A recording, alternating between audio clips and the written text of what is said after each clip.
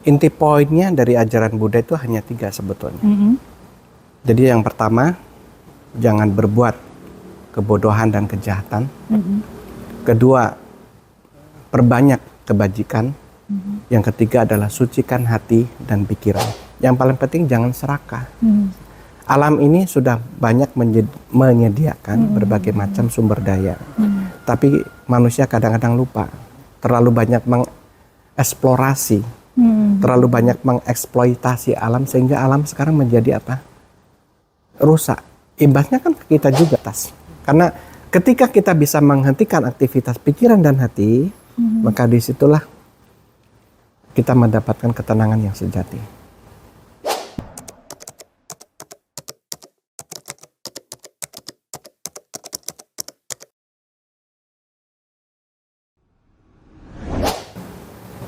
Assalamualaikum warahmatullahi wabarakatuh. Shalom, Om Swastiastu, Namo Buddhaya, salam kebajikan. Ketemu lagi sahabat para pecinta kerukunan di Sunan Suara Kerukunan, tentu dengan saya Nanda Khairia. Kali ini saya sudah berada di salah satu rumah ibadah yang cukup unik lagi, yang sebetulnya sahabat para pecinta kerukunan, kalau kita lihat di YouTube-nya Info Kerukunan ya, banyak banget yang penasaran dengan agama yang satu ini, atau bahkan ada yang nanya ini sebetulnya agama atau bukan gitu. Nanti kita akan bahas itu ya. Dan dalam edisi Waisak ini saya sudah menghadirkan, sudah ada Suhu Pusan di samping saya. Beliau adalah Ketua Wihara Bodhi Dharma Loka di Jakarta. Saya sapa dulu beliau. Selamat datang di Suara Kerukunan, Suhu. Ya, juga saya ucapkan selamat datang di Wihara Suhu, Wihara Bodhi Dharma Loka yang berlokasi di Jakarta Utara ini. Terima kasih. Saya sebetulnya bukannya studionya Sunan ini. Kita justru diundang sama Suhu datang ke rumah ibadahnya beliau. Luar biasa sekali. Juga selamat Waisak ya Suhu ya. Iya, terima kasih. Kita sebenarnya sudah pernah ketemu beberapa tahun yang lalu ya Suhu. Betul. Kita membahas tentang Waisak. Saya ingat banget waktu itu membahas tentang detik-detik Waisak itu diambilnya perhitungannya seperti apa. Kalau di Islam itu ada hilal misalnya atau hisab untuk menentukan Idul Fitri gitu, Suhu. Ternyata di Buddha juga seperti itu Ya, untuk betul. menentukan. Ada yang penasaran nanti boleh lihat di podcast kita yang sebelumnya ya sama Suhu ya. Nah hari ini kita akan membahas bukan soal Waisaknya Suhu, tapi terkait dengan Buddhismnya. dengan ajaran Buddhanya yang ternyata banyak banget yang penasaran. Tadi ketika saya masuk ke sini itu disebut di rumah ibadah Suhu itu Buddha Mahayana. Ya betul ya, betul ya Suhu ya. Nanti akan kita jelaskan. Saya kira jangan itu dulu nih Suhu. Saya yakin banyak yang penasaran kenapa dipanggilnya Suhu. Biasanya kan yang kita tahu panggilnya Biku Betul. atau Bante. Betul. Nah, apa bedanya dengan Suhu? Sebetulnya di Buddhis itu ada 3 aliran besar. Ya, salah satunya adalah Buddhism yang beraliran Mahayana seperti kami. Nah, biasa disebut dengan biksu. Cuman kalau dipanggil biksu, konotasinya itu terlalu formal. Jadi biasanya di Mahayana itu dipanggilnya Suhu atau Bapak Guru. Jadi itu lebih friendly, lebih lebih mengikuti ya milenial inilah, ya, orang-orang lebih fleksibel mungkin ya Suhu ya. Lebih friendly seperti itu. Okay. Nah, yang kedua aliran Theravada, mereka biasa dipanggilnya adalah Bante atau Biku. Nah kalau di Tantrayana disebutnya Lama atau Rinpoche seperti itu. Jadi Lama atau Rinpoche. Jadi beda aliran, beda sebutan seperti itu. Tapi posisinya memang ya tokoh agama seperti itu ya Suhu ya. Ya seperti itu. Mungkin kalau di Katolik disebutnya pastor karena kami kan memang tidak menikah ya. Betul. Dan kemarin juga kan edisi kita sebelumnya tentang Paskah, kami mengundang Romo Suyadi. Yang sebelumnya lagi Nyepi Romo Tuari. Nah, Romo Yadi ini beliau memang pastor, dipanggil Romo karena orang Jawa. Kemudian yang Hindu juga begitu, panggilnya sama-sama Romo, tapi sebenarnya Hindu bukannya Katolik gitu. Ya, saya kira itu berarti penyebutan. Ya, penyebutan aja saja gitu. Ya, betul. Tapi kalau dari bahasa dari bahasa agamanya lebih enak suhu atau bante atau Sebetulnya kalau secara formal itu dipanggilnya biksu. biksu? Tapi kalau di Mahayana itu mengadopsi suhu itu diambil dari bahasa Chinese ya, Mandarin, sufu atau suhu gitu, bahasa Hokkien seperti itu. Jadi biar lebih familiar, lebih apa namanya, nggak terkesan ada sekat dan sebagainya lah antara pemuka agamanya dengan para umatnya gitu ya. Oke. Nah sekarang kita masuk ini suhu kepada pertanyaan, Buddha ini sebetulnya apa? Memang kalau di Indonesia sudah jelas diakui sebagai agama gitu suhu. Tapi ada yang kemudian bertanya, Sang Buddha ini kan nama dari dan Buddhism sendiri tidak menyembah Sang Buddha gitu ya suhu ya? Boleh nggak suhu cerita banyak deh, jangan cerita sedikit deh. Akan saya jelaskan di sini sebetulnya begini. Berkaca dengan kondisi negara kita Indonesia, bahwasanya setiap warga negara harus memiliki kewajiban di dalam KTP namanya beragama. Nah, beragama itu kemudian ditulis beragama Buddha. Tetapi sesungguhnya Buddhism, kenapa disebut Buddhism atau Buddhisme? Itu sebetulnya bukan merupakan suatu agama, tapi merupakan ajaran, panutan. Maka Suhu akan selalu bilang bahwa sesungguhnya Buddhisme itu adalah way of life. Jadi pedoman yang berisikan tentang ajaran-ajaran kehidupan. Ya, itu mengandung filosofi-filosofi yang sangat sebetulnya dibilang sangat dalam juga. Kalau kita bahas mengenai apa namanya nanti mengenai sutra-sutranya atau kitab-kitab sucinya yang kebetulan berbahasa Mandarin pada saat ini yang banyak. Kalau yang berbahasa Indonesia itu sangat terbatas. Oke. Tapi kalau ujungnya itu sebetulnya Pangeran Siddhartha Gautama ini gini, bukan Cina kan sebetulnya ya? Bukan, ya? Okay. Sebetulnya kalau secara sejarah pada waktu itu Buddha itu kan terlahir di negeri India. Oke. Jadi sosok Buddha ini bukan merupakan apa namanya seseorang atau nama seseorang, makanya dipanggilnya sebagai Buddha Gautama kalau di dalam aliran Theravada. Tapi di Mahayana disebutnya sebagai Buddha Sakyamuni. Nah, Buddha sendiri itu bukan merupakan bukan nama, tetapi merupakan suatu gelar yang diberikan kepada seseorang yang sudah mencapai tingkatan pencerahan agung atau yang boleh dikata mencapai kesadaran yang agung. Jadi orang yang sudah sadar, yang mencapai tingkatan tertinggi, itulah yang disebut Buddha. Jadi setiap orang, bahkan dalam Buddhisme itu dikatakan bahkan bukan hanya manusia tetapi juga makhluk hidup lain itu memiliki kesempatan yang sama untuk mencapai taraf seperti seorang Buddha. Jadi sebetulnya sebutan Buddha itu bukan mengacu kepada seseorang. Ya, tapi merupakan gelar yang diberikan kepada seseorang yang telah mencapai kesadaran yang agung.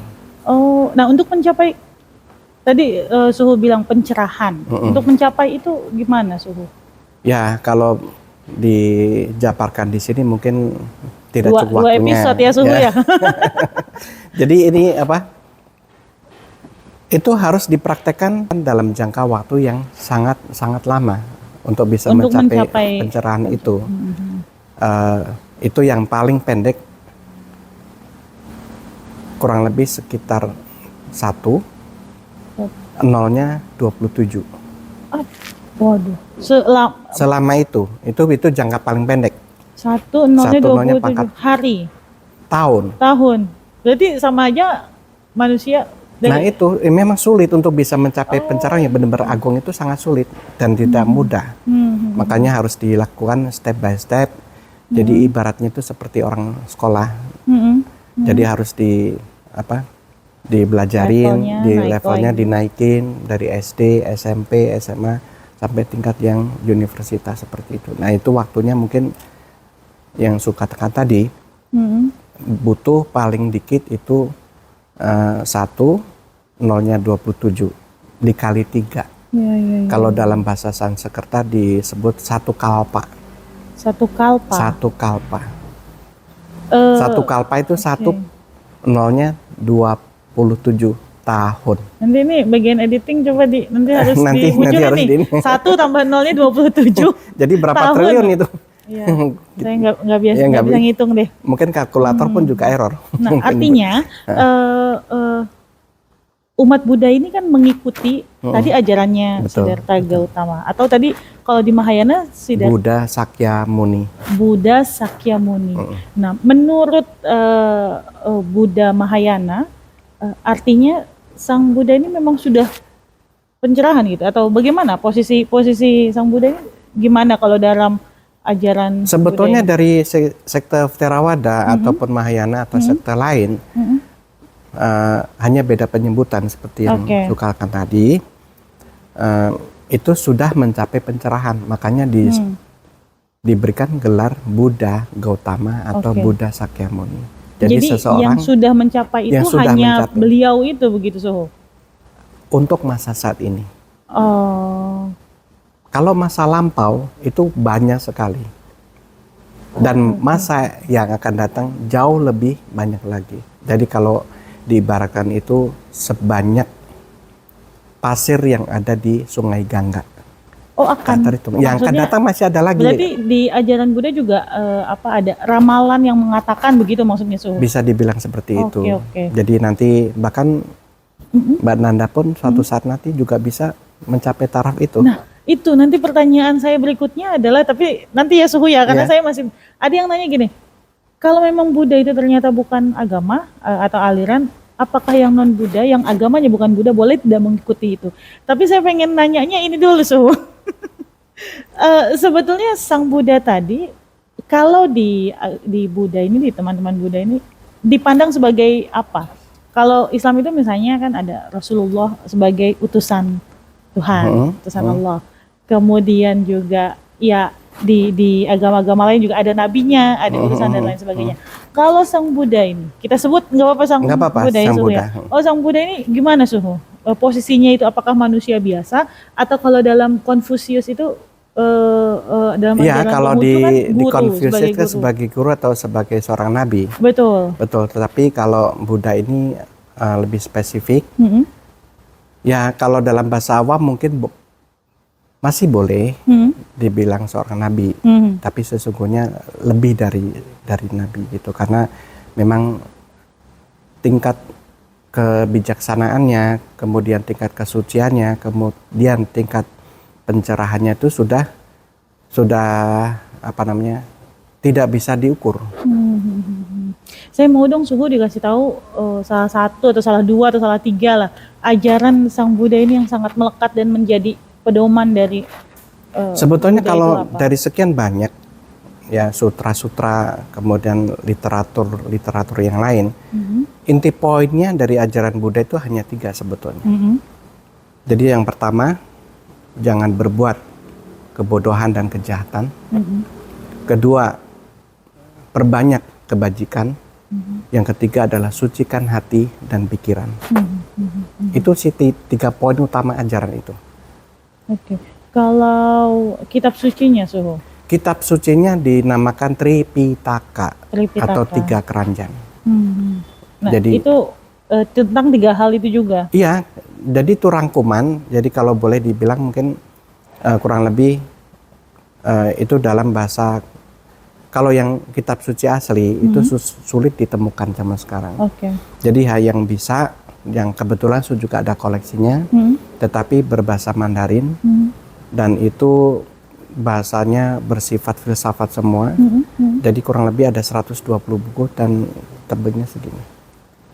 Dan itu yang dipelajari oleh para suhu, para biksu? Iya, betul. Para kami itu para rohaniwan, kemudian pemuka agama yang itu harus dipelajarin, tapi nggak akan tuntas untuk bisa mempelajari itu karena susah bahasanya.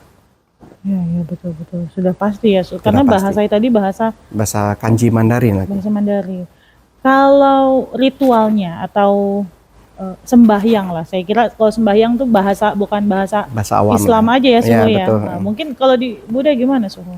Kalau di Buddha sendiri, kita katakan ritual ya. Ritual itu biasanya bisa dilakukan secara bersama-sama. Kalau di wihara ini diadakan setiap Kamis malam. Kemudian kita melafalkan. Kalau mungkin di Islam itu melafalkan Al-Quran ya. Jadi surat apa seperti itu ya. Ada hafalannya juga. Ada hafalannya juga gitu. Di sini juga ada. Jadi banyak sekali yang kita baca. Jadi mungkin ada beberapa kita bilangnya sutra. Sutra itu satu buku yang berisi tentang khotbah dari Hyang Buddha itu sendiri. Seperti Sutra Lotus atau Sutra Intan atau Sutra Hati dan masih banyak macam. Juga kita melafalkan mantra-mantra. Tapi yang sekalian saya jelaskan di sini kalau di dalam tradisi Mahayana itu yang dipakai adalah bahasa Mandarin sebagai patokan. Nah, kalau di Theravada itu menggunakan bahasa Pali, yaitu bahasa asal ketika Hyang Buddha masih ada pada saat itu di India. Satu lagi yang Tantrayana itu kebanyakan memakai bahasa Tibet. Bahasa Tibet. Lalu itu hanya yang membedakan. Kemudian cara ritualnya mungkin agak sedikit beda, tetapi intinya itu sama sebetulnya. Intinya sama. Apa intinya, Suhu? Intinya sama itu karena gini. Dengan kita melafalkan sutra dan mantra itu tujuan utamanya adalah untuk kita memfokuskan pikiran kita pada satu titik untuk melepaskan pikiran-pikiran ngawur, pikiran-pikiran hayal dan pikiran-pikiran negatif lainnya. Oke. Jadi kalau Buddha itu, kalau saya boleh menyimpulkan semacam ajaran hati gitu ya, Suhu ya? Boleh dibilang ajaran Buddha sesungguhnya adalah ajaran tentang hati. Poin utamanya di hati. Kalau di Islam ada ajarannya sendiri tuh, Suhu, tentang kolbun salim. Kalau itu kurang tahu, Suhu. Ya, membersihkan hati dan lain sebagainya. Nah, mungkin beda konsep, tapi caranya hampir sama. Kalau di dalam Buddhis itu dengan melakukan meditasi. Meditasi itu banyak metodenya, tapi intinya sama. Nah, kalau di Muslim dengan cara zikir. Betul. Kalau di Kristen dengan cara rosario. Ya, itu melafalkan, kalau di Muslim kalau tidak salah melafalkan nama Allah, nama Tuhan, betul kan, secara terus menerus. Nah, itu salah satu bagian daripada meditasi sebetulnya. Dengan cara itu kita membersihkan batin dan pikiran kita supaya tidak terkontaminasi oleh hal-hal yang sifatnya duniawi. Yang meditasi itu biasanya apakah rohaniawan atau umatnya juga? Justru ajaran yang saya sebutkan tadi, 3 poin utama. Yang poin ketiga adalah meditasi. Itu wajib sebetulnya. Harus dilakukan oleh siapapun, baik itu rohaniawan ataupun juga umat biasa. Karena tujuan utama kita itu adalah apa? Orang hidup tentunya mencari yang namanya ketentraman dan kedamaian. Betul. Ketentraman dan kedamaian yang benar-benar hakiki itu sesungguhnya tidak dicari di luar diri kita. Kalau kita mencari kebahagiaan, kita mencari kedamaian, kita mencari ketentraman yang berasal dari luar diri kita sendiri, justru akan semakin jauh dari kedamaian. Tapi kalau kita bisa mendapatkan ketentraman dan kedamaian yang ada di batin kita sendiri, itulah yang dinamakan sebagai kebahagiaan yang paling hakiki. Karena apa? Karena sudah terlepas dari yang namanya dualisme. Kalau kita masih terikat oleh senang dan susah, bahagia atau menderita, karena bahagia dan menderita itu sifatnya adalah sementara semua. Kalau orang masih terjebak oleh bahagia, orang terjebak oleh derita, yaitu selamanya tidak akan menemukan kebahagiaan hakiki tadi. Jadi kalau bahagia kita jalani, bahagia pun kita juga sebetulnya menderita. Gimana, Suhu? Bahagia kita menderita? Bahagia sesungguhnya juga derita. Karena apa? Oke, katakan gini. Kita mendapatkan sesuatu, contoh, Anda mendapatkan kado ketika ulang tahun dari pasangan. Hati kita berbunga-bunga, hati kita bahagia. Tapi ketika masa itu lewat, itu timbul namanya kemelekatan. Orang hidup atau orang manusia ya, itu selalu tergantung oleh kemelekatan. Kalau kita melekat pada sesuatu, maka di saat adanya kemelekatan, maka disitulah adanya penderitaan. Tapi kalau kita sudah bebas dari kemelekatan, maka kita sudah bebas. Maka sebetulnya boleh dibilang adalah jalan utama di dalam Buddhisme adalah jalan tengah. Jadi terbebas dari dualisme antara suka dan tidak suka, antara bahagia atau derita. Jalan tengah itu apa sebetulnya? Nah, jalan tengah berarti pikiran kita itu tidak memihak salah satu. Caranya bagaimana? Caranya dengan kita melakukan zikir berulang-ulang. Maka ketika kita zikir pada saat itulah di pikiran kita hanya ada satu titik. Tidak ada titik 2, titik 3, titik 4 dan lain-lain. Sekarang kalau ditanya apa tujuan manusia hidup itu, banyak yang bilang untuk bahagia. Tapi tadi Suhu bilang bahagia itu juga sementara. Iya. Kalau kita menderita juga kita harus hadapi itu. Iya Suhu ya. Iya betul. Jadi memang tujuan orang berat hidup. banget nih. Nah, gini. Sebetulnya kita jadi orang atau terlahir sebagai manusia, kita harus paham tujuan hidup kita itu apa. Okay. Kalau kita sudah paham tujuan hidup untuk apa, kita jadi tahu jalurnya. Seperti dari sini ya, dari Kedung Panjang, kita mau ke Cikini.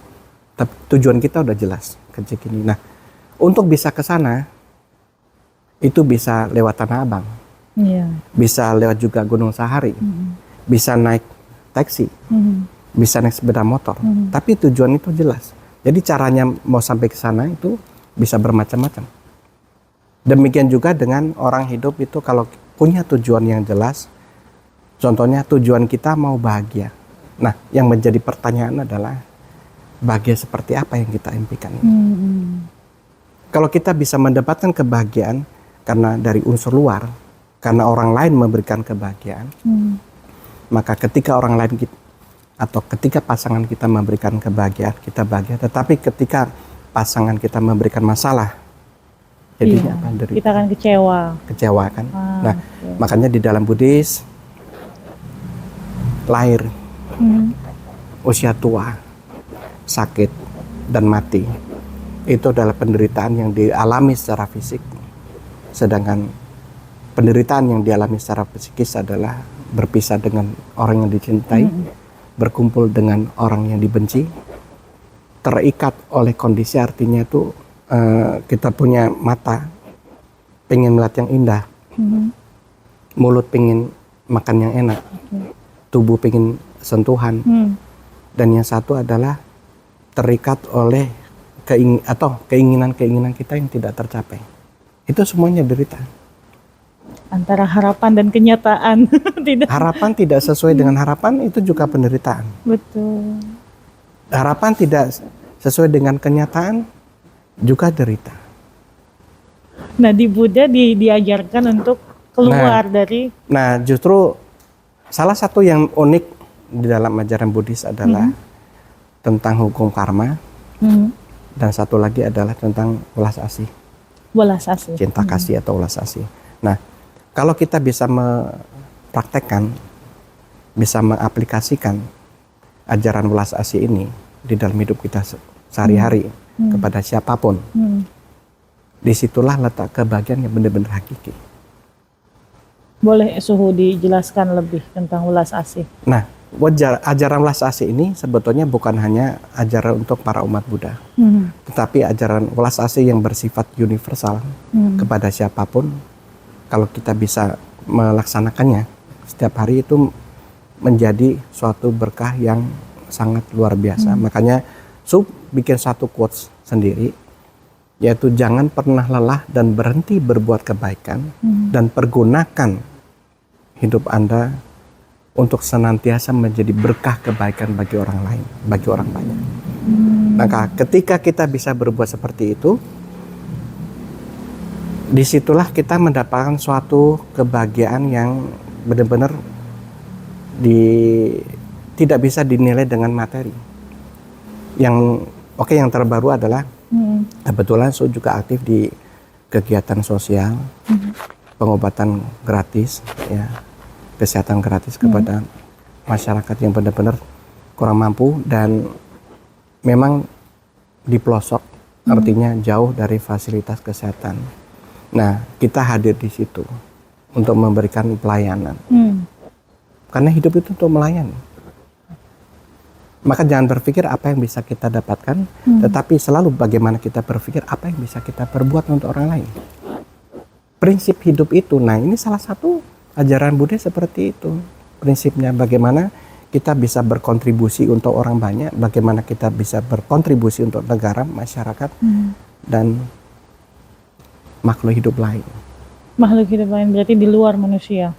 Ya, tidak hanya manusia, tetapi juga makanya di Buddhis juga ada salah satu kegiatan namanya Fangsen. Fangsen itu melepas hewan ke habitat aslinya, seperti itu. Luar biasa. Ya, bentuk kepedulian itu bukan cuma dengan manusia tadi Suhu bilang. Betul. Termasuk dengan alam, termasuk dengan hewan gitu. Termasuk dengan alam. Jadi kalau kita itu jadi manusia, yang paling penting jangan serakah. Alam ini sudah banyak menyediakan berbagai macam sumber daya. Tapi manusia kadang-kadang lupa. Terlalu banyak mengeksplorasi, terlalu banyak mengeksploitasi alam sehingga alam sekarang menjadi apa? Rusak. Imbasnya kan ke kita juga gitu. Iya. Jadi kalau ada bencana alam gitu Suhu misalnya, artinya apa? Apakah manusia harus apa manusia ini Suhu? Ya kalau memang kondisi seperti ini, kenapa di dunia ini terlalu banyak bencana? Sebetulnya faktor yang paling dominan, faktor yang paling mendasar adalah kita punya batin, kita punya hati. Kalau hati ini kita kembangkan, hati serakah. Coba kita pikir secara logika. Faktor keserakahan inilah sebetulnya yang menjadi sumber awal dari namanya derita itu. Contoh gunung, ya kita gali sampai habis. Ya banyak sekali lah di Indonesia ini gunung yang tadinya hutan yang begitu subur, begitu tropis, banyak di mana-mana karena faktor manusia, faktor keserakahannya, kemudian ditebang habis sampai ke akar-akarnya sehingga hutan itu menjadi gundul, tidak ada pohon sekalipun. Yang timbul apa? Ketika banjir, longsor. Ketika hujan terjadi longsor, ketika kemarau. Makanya kenapa dunia ini semakin kesini, panasnya semakin bertambah, bukannya semakin adem. Jadi harusnya kalau bencana tuh kita introspeksi gitu Suhu ya, apa yang sudah kita lakukan gitu mungkin. Iya, sebetulnya kita bisa introspeksi kepada diri kita sendiri ya. Jadi faktor apa yang kita kembangkan, batin apa yang kita kembangkan. Kalau kita kembangkan apa faktor keserakahan terus, makanya di Buddhis salah satu yang menjadi ajaran penting adalah kita harus bisa mengkikis, kalau bisa juga harus kita tebas sampai habis. Namanya kekotoran batin, keserakahan, hawa nafsu, kebencian, iri, sombong, angkuh. Masih banyak lagi. Sifat-sifat negatif seperti itu. Itu yang harus kita apa? Kikis sampai habis. Kalau itu sudah bisa kita lakukan, maka itulah kebahagiaan yang benar-benar hakiki di situ. Karena sudah tidak ada namanya ego. Selagi masih ada ego, maka selama itu penderitaan akan muncul. Jadi kuncinya ya, ulangi lagi, semakin selama ada ego, maka selama itu pula penderitaan tidak akan bisa pernah berakhir. Oke. Luar biasa. Tadi baru satu tuh Suhu, baru tentang ulas asih. Tadi Suhu bilang satu lagi adalah karma. Ajaran Buddha. Gimana Suhu? Karma itu simpel, artinya Su jelaskan karma sebetulnya sesimpel itu. Itu sebab dan akibat. Sebab dan akibat. Kalau kita menanamkan sebab yang baik, maka kita akan mendapatkan akibat yang baik. Hukum alam. Hukum karma itu hukum alam. Kalau kita menanam jambu, pasti yang tumbuh adalah pohon jambu. Tapi kalau kita nanam padi, pasti akan tumbuh padi juga. Nggak mungkin kita tanam jambu tumbuhnya pohon pisang. Iya. Gitu. Selama kita selalu berbuat kebaikan terus menerus, ya, mengembangkan hati penuh welas asih, otomatis semua keberuntungan, kebahagiaan, keselamatan itu pasti akan menjadi milik kita, itu akan mengikuti kita. Seperti roda pedati yang selalu mengikuti kemana jejaknya berjalan. Kita berjalan, luar biasa. Oke, saya sampai bingung mau berkata-kata apa ya, Suhu. Jadi kalau kita kembali tadi, Suhu bilang Buddha ini sebetulnya kan bukan dikatakan bukan agama. Bukan agama. Nah, artinya kalau ada orang di luar Buddha atau di luar wihara lah begitu, mau belajar tentang ajarannya ajaran Sang Buddha ini, boleh? ajaran Buddha ini makanya kenapa sebut bukan suatu agama, tetapi suatu ajaran tentang kehidupan. Jadi ajaran tentang kehidupan ini berlaku bagi siapa saja sebetulnya. Seperti contoh hukum karma tadi, sebab dan akibat. Bahkan banyak, ini kan sebentar lagi juga akan Waisak di Borobudur. Jadi ada salah satu sesi di mana sesi itu adalah melakukan pelepasan lampion. Bahkan banyak yang non Buddhis pergi ke sana untuk bermeditasi di Borobudur saat melepas lampion itu. Di waktu yang sama. Di saat waktu yang sama, itu menjelang Waisaknya. Ya kebetulan detik-detik Waisak ini akan terjadi di tanggal 12 Mei pukul 11 lewat sekian lah malam. Jadi menjelang jam 12 malam. Artinya gini, misalnya ada orang, katakan misalnya orang Islam misalnya atau orang Kristen kemudian tertarik dengan ajaran Buddha. Boleh saja. Artinya dia sudah keluar dari agamanya atau enggak. Dan tidak masuk juga ke dalam agama. Jadi artinya gini, di dalam Buddhisme itu silakan siapapun juga mau belajar ajarannya boleh, dan itu tidak bermakna bahwasanya dia sudah pindah ke agama Buddha, bukan. Kalau sejauh mana misalnya boleh belajarnya di Buddha itu sejauh mana? Misalnya tadi kan Suhu sampaikan ada beberapa sutra-sutra. Boleh nggak mempelajari? Boleh. Okay. Sutra-sutra boleh dipelajari. Artinya kan kalau namanya sutra itu kan memang di dalamnya berisikan tentang ajaran Buddha itu sendiri ya. Nah di dalam sutra itu kan ada esensinya. Nah esensinya itu yang Suhu sebutkan 3 poin itu tadi. Jadi kalau mau belajar tentang bagaimana kita melepaskan ego, itu diajarkan seperti itu. Kalau meditasinya Suhu, sehari itu berapa kali Suhu? Itu tergantung dari kita punya. Ada nggak yang wajibnya misalnya kayak? Sebetulnya meditasi di dalam Buddhisme itu tidak ada namanya paksaan, tidak ada juga namanya suatu kewajiban. Makanya di Buddhis itu semuanya berdasarkan kita punya keikhlasan dan kesadaran. Bagi orang praktisi meditasi atau meditator, itu 1 hari bisa 2 jam, ada yang juga yang 4 jam, bahkan ada yang sampai 9 tahun. Maksudnya 9 tahun 9 tahun. Nggak tidur, nggak makan, nggak ke WC. Jadi ada satu nanti bisa Nanda cari di YouTube ada itu serial, bukan serial sih, satu film yang berjudul Bodhidharma, Master of Zen. Itu ceritanya luar biasa bagus sekali, Master of Zen. Bisa di-search di YouTube nanti ya pemirsa. Jadi di situ beliau bermeditasi di dalam sebuah gua, duduk bersila sampai 9 tahun. Kalau Buddha Gotama atau Buddha Sakyamuni itu duduk di bawah pohon bodhi selama 6 tahun. Nggak ngapa-ngapain itu. Jadi apa yang dilakukan? Selama 6 tahun yang dilakukan oleh Buddha Sakyamuni atau Buddha Gotama, selama 9 tahun yang dilakukan oleh Master of Zen, itu dia hanya duduk, diam, tidak bergerak. Jadi pikirannya benar-benar fokus pada satu objek. Nah, apa itu, Suhu? Ya, begitu. Itu tadi. Meditasi. Melepaskan ego. Iya. Kalau di Muslim seperti zikir itu tadi. Zikir selama 9 tahun. Jadi pikiran benar-benar berhenti.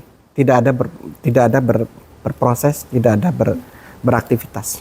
Karena ketika kita bisa menghentikan aktivitas pikiran dan hati, maka disitulah kita mendapatkan ketenangan yang sejati.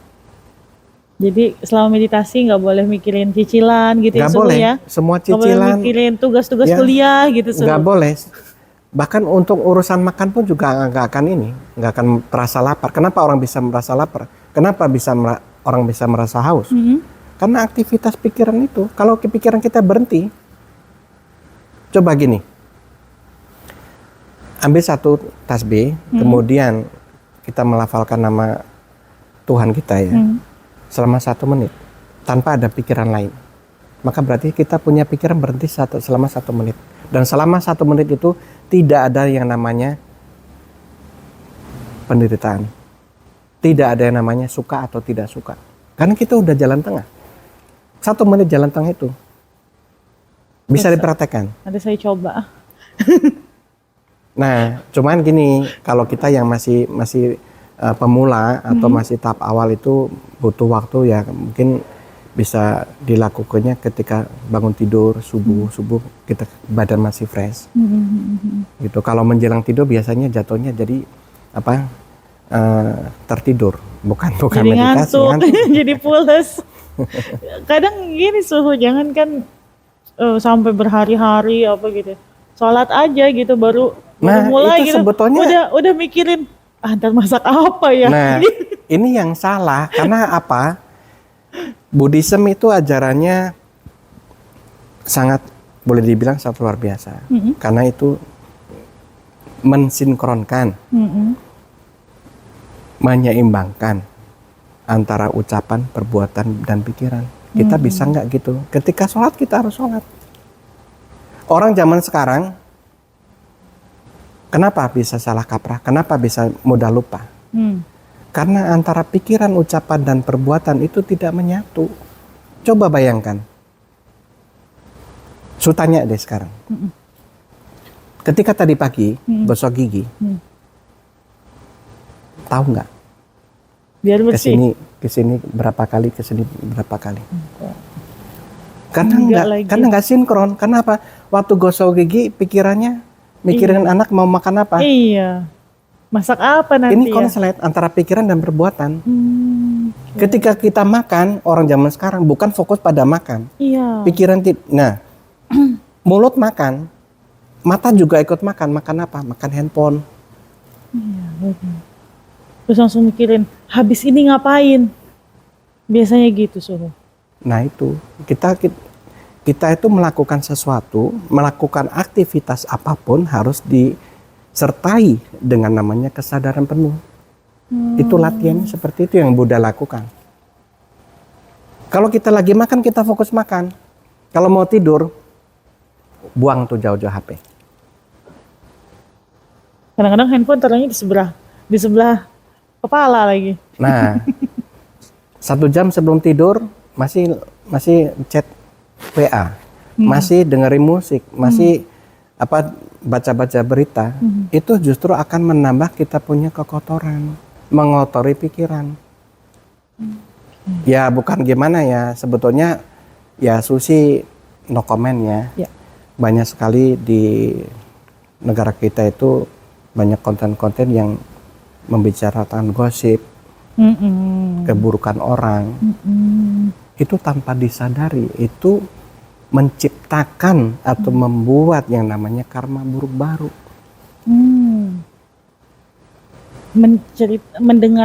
Mendengarkan gosip orang, kita juga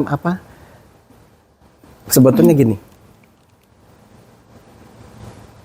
kita punya otak kalau dalam bahasa awam, tapi kalau dalam bahasa Buddhis kita tuh sebetulnya punya namanya gudang memori.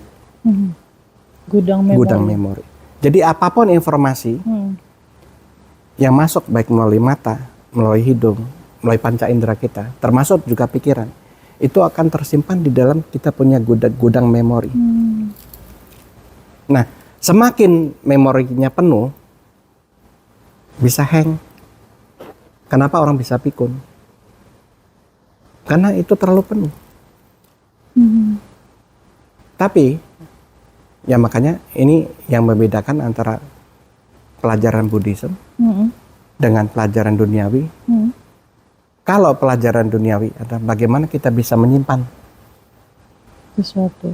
apapun informasi kita simpan, kita genggam. Nah,